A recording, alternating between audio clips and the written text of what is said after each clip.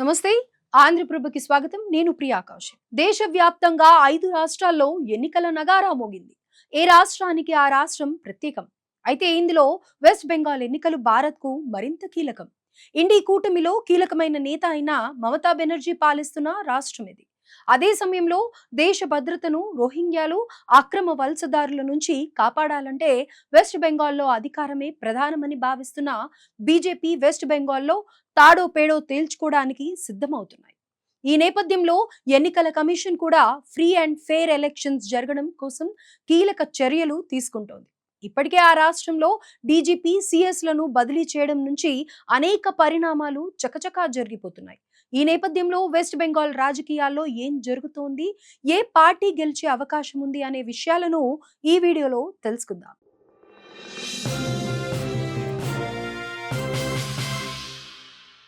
EC విడుదల చేసిన ఎన్నికల షెడ్యూల్ ను పరిశీలన చేస్తే కేరళ, తమిళనాడు, అస్సాం, పుదుచ్చేరిలో ఒకే విడత, అతిపెద్ద రాష్ట్రాల్లో ఒకటైన పశ్చిమ బెంగాల్లో 2 దశల్లో పోలింగ్ జరగనుంది.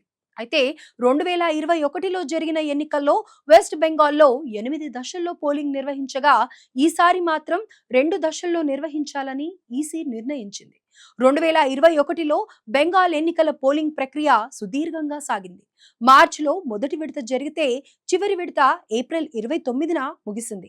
ఈసారి మాత్రం 294 సీట్లకు గాను ఏప్రిల్ 23న 152, ఏప్రిల్ 29న 142 స్థానాలకు పోలింగ్ నిర్వహించనున్నట్టు ఈసీ తెలిపింది. బెంగాల్లో పోలింగ్ దశల సంఖ్యను తగ్గించడంపై కేంద్ర ఎన్నికల సంఘం స్పందిస్తూ సౌలభ్యం అనే అంశాన్ని ప్రస్తావించింది. అందరి సౌలభ్యం కోసమే ఎన్నికల దశల సంఖ్యను 2కు తగ్గించామని ఈసీ పేర్కొంది. ఇటీవల బెంగాల్లో పర్యటించిన ఎన్నికల పరిశీలకులను కలిసి వివిధ రాజకీయ పార్టీల ప్రతినిధులు పోలింగ్ దశలను కుదించాలని విజ్ఞప్తి చేశాయి. పలు దశల్లో ఎన్నికలు నిర్వహించడం వల్ల ప్రచార సమయం ఎక్కువ అవుతుందని రాజకీయ నాయకులు వాదిస్తున్నారు. ఈ ప్రక్రియకు ఖర్చుతో పాటు భౌతిక శ్రమ కూడా ఎక్కువేనని వారు వివరించారు. సుదీర్ఘకాలం ఎన్నికల ప్రక్రియ ఆర్థికంగా భారంగా మార్చడమే కాదు, ప్రక్రియను ప్రభావితం చేస్తాయని ఈసీ పరిశీలకులు, పార్టీలు, నాయకులు తెలియజేశారు. దీంతో వారి ఆందోళనను ఈసీ పరిగణలోకి తీసుకుని ఎన్నికల షెడ్యూల్ను కుదించింది. ఎన్నికల నోటిఫికేషన్ అమల్లోకి రాగానే రాష్ట్రంలో ఈసీ కీలక నిర్ణయాలు తీసుకుంది. రాష్ట్ర డీజీపీ, చీఫ్ సెక్రటరీ సహా 4 కీలక వ్యక్తులపై ఈసీ వేటు వేసింది. ఆయా పదవుల్లో కొత్త వారిని నియమించాలని ఆదేశిస్తూ బెంగాల్ ప్రభుత్వానికి లేఖ పంపింది. రాష్ట్ర ప్రధాన కార్యదర్శి నందిని చక్రవర్తిని ఆ బాధ్యతల నుంచి తొలగిస్తూ ఎన్నికల కమిషన్ ఆదేశాలు జారీ చేసింది. ఆ స్థానంలో దుష్యంత్ నరియాలను నియమించింది. మరోవైపు హోంశాఖ కార్యదర్శి జగదీష్ ప్రసాద్ మీనన్ పైన ఈసీ వేటు వేసింది. ఈ పదవిలో ఐఏఎస్ అధికారి సంఘమిత్రా ఘోష్ ని నియమించింది. ఇక రాష్ట్ర డీజీపీ పీయూష్ పాండేను తొలగించి సీనియర్ ఐపీఎస్ అధికారి సిద్నాథ్ గుప్తాకు ఆ బాధ్యతలు అప్పగించింది.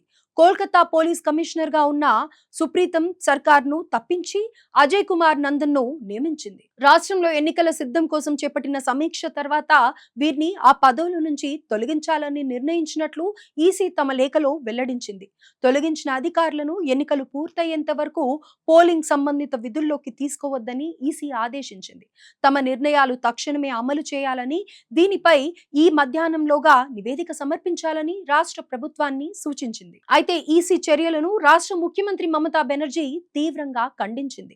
దీంతో ఈ వ్యవహారం కాస్త రాజకీయ దుమారం రేపుతోంది. ఇదే సమయంలో రాష్ట్రంలో అటు బీజేపీ, ఇటు టీఎంసీ మధ్య జరగనున్న పోరులో కొన్ని సర్వేలు ఇరు పార్టీలకు ప్రమాద గంటికలు సూచిస్తున్నాయి. తాజాగా ఓట్ వైబ్ అనే పోల్ ఏజెన్సీ విడుదల చేసిన సర్వే ఫలితాలు ఆసక్తి రేపుతున్నాయి. సర్వే వివరాల ప్రకారం పశ్చిమ బెంగాల్ ఓటర్లలో 42% మంది సీఎంగా మళ్లీ మమతా బెనర్జీయే కావాలని అభిప్రాయం వ్యక్తం చేశారు. ఇక విపక్ష బీజేపీ నేత సువేందు అధికారి వైపు కేవలం 19% మందే మొగ్గు చూపారు. ఇటీవల అక్కడ ఐపాక్ కార్యాలయంపై ఈడీ దాడులు జరిగినప్పటికీ ప్రజలు మద్దతిస్తున్నారని సర్వే వెల్లడించింది. ముఖ్యంగా ముస్లిం ఓటర్లు టీఎంసీకే సపోర్ట్ చేస్తున్నట్లు తెలిపింది. మరోవైపు ప్రభుత్వ పనితీరుపై మాత్రం ప్రజలు భిన్నంగా స్పందిస్తున్నారు. 34% మంది మమతా పాలన అద్భుతంగా ఉందని చెప్పగా 18% మంది దారుణంగా ఉందని చెప్పారు. టీఎంసీకి ఓటర్లు వార్నింగ్ కూడా ఇచ్చారు. దాదాపు 36% మంది నిరుద్యోగం ప్రధాన సమస్యగా ఉందని తెలిపారు. అలాగే మమతా పాలనలో అక్రమ వలసలు జరుగుతున్నాయని 42% మంది నమ్ముతున్నారు. దీంతో ముఖ్యంగా ఎస్సీ, ఎస్టీ యువ ఓటర్లు టీఎంసీకి ప్రత్యామ్నాయంగా ఓటు వేసే అవకాశాలు ఉన్నట్లు సర్వే హెచ్చరించింది. దీన్ని బట్టి చూసుకుంటే రాష్ట్రంలో అటు బీజేపీకి ఇటు టీఎంసీకి మధ్య టైట్ వార్ ఉంటుందని తెలుస్తోంది. చివరిదాకా ఏ పార్టీ ఎక్కువగా పోరాటం చేస్తే ఆ పార్టీకే విజయం దక్కుతుందన్నది విశ్లేషకులు చెబుతున్న వాదన. మరి ఈ వార్లో ఏ పార్టీ గెలుపొందుతుందన్నది తెలియాలంటే వేచి చూడాల్సిందే.